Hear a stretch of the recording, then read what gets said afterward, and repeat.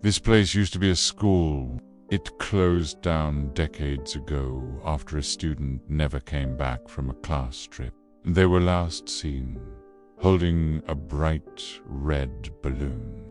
I don't know what happened to them, but ever since strange things have been happening around this place. As the mist rolls in off the lake, it's hard to make out the details.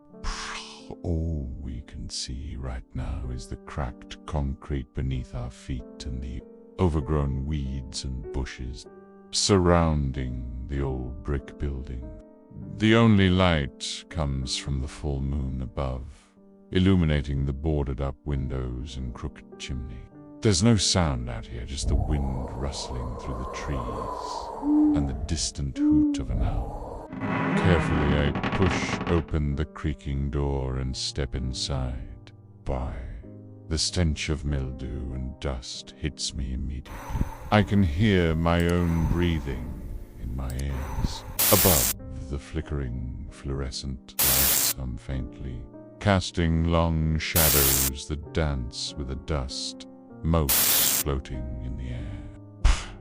To my right are rows of old lockers, their metal surfaces scarred and scratched with age. And as I slowly approach them, I notice that each one is adorned with a nameplate, each name scratched out, their fates unknown.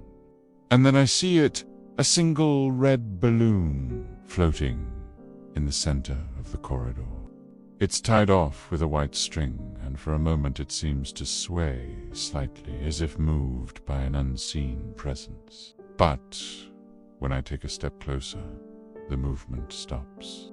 I reach out to touch it, but as my fingers brush against the string, it darts forward, floating just out of my grasp. Whispers seem to echo down the hallway, the faint sound of children's laughter carried on a breeze that I can't feel.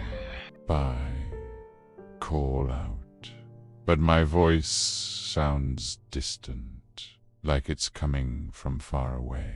As I continue on, I see them, the faces of my classmates, lined up on the walls. Suddenly, each portrait is scratched and defaced, their eyes hollow and staring. A shadow figure rushes across the far end of the hall, just out of sight. I turn and run, crashing through the lockers, their doors swinging open on their own, revealing the darkness within. The air grows icy cold, my breath fogging the lens in front of me. The red balloon reappears, floating just beyond my vision. It seems to beckon me forward, deeper into the school's shadowy hall. The sound of bells chime faintly in the distance, their melody unnatural, their time enough. Then, suddenly the lights go out, plunging the corridor into darkness. I stumble forward, my hand reaching out, grasping at the rough brick wall beside me.